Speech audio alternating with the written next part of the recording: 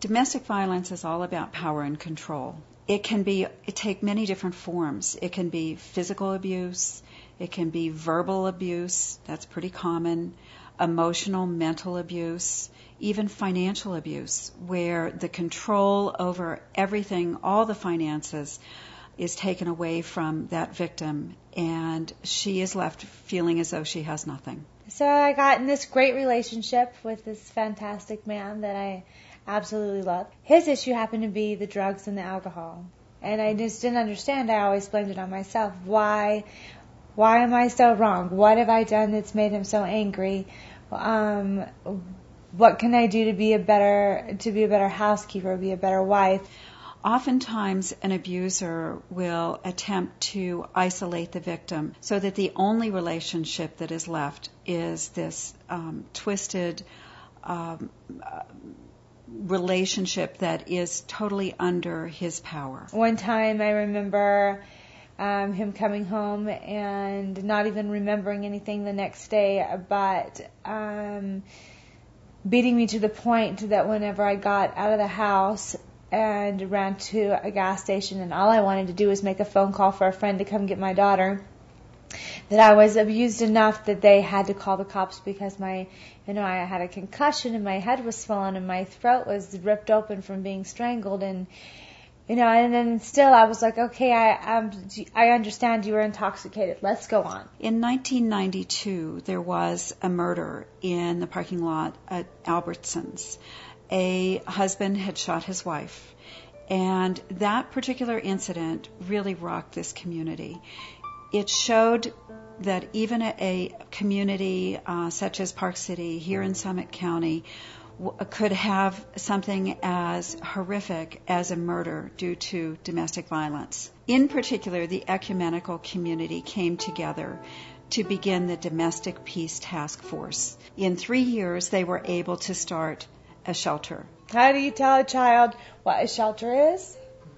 How can you explain to a child why you have to go there? Because you want your child to have faith that you're in control. So we get there, and the whole time I'm holding it in, and I'm so scared. And now, what is my daughter going to think of me? And how do I think about myself? I've never been in a situation like this. So we pull up to the house, and my daughter looks at me, and she said, "What is this, Mom?" And I said, "This is our new home." And she gives me the biggest hug. And she said, "I've always wanted a red house." Since the year 2000, the number of shelter nights has more than tripled. When I went to see the Peace House this past year, 2 years ago actually, I was kind of amazed at how small and clustered this was, and the fact that it could not basically support the demand that was in this community. The reason for this is that our women and children are staying much longer. It was, in the past, they had come with only the bare necessities.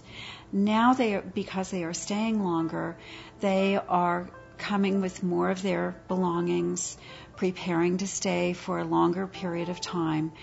And our shelter now we are feeling very cramped. And so as the mayor of a community whose obligation is to try to, help the people who are having the worst time, I was a little shocked. There's a lot of different things people can do for Peace House. If somebody walked up to me on the street today and said, "What can I do?" Get a $5 gift card or get a $20 gift card and let that person, be able to get something that they really need. Space is what they need. I mean, they have the backbone and the desire to help these women, but there's just not enough space there. It's manned 24 hours a day. The employee at night sleeps on the floor. They need volunteers, people that are willing to spend time at the shelter or helping the shelter. Peace House provides for this community not only a safe haven for women and children experiencing domestic violence, but it also provides education both in the schools and also for community groups about domestic violence, about child abuse, about safe dating, about the issues of bullying. We are only as good as the people who have the roughest time in our communities. And so that's our job, is to focus on that. The Peace House is probably one of the shining examples of something that really needs our help. Since I've left the Peace House, a great group of people called Mountainlands put me in an apartment, and I was allowed to save money. I have a great job as a merchandising manager. I have an amazing house. Every day of my life, I'm thankful for the Peace House. I'm thankful that they gave me that step. The Peace House has got me where I am today, and they give all the credit to me, and I give all the credit to them.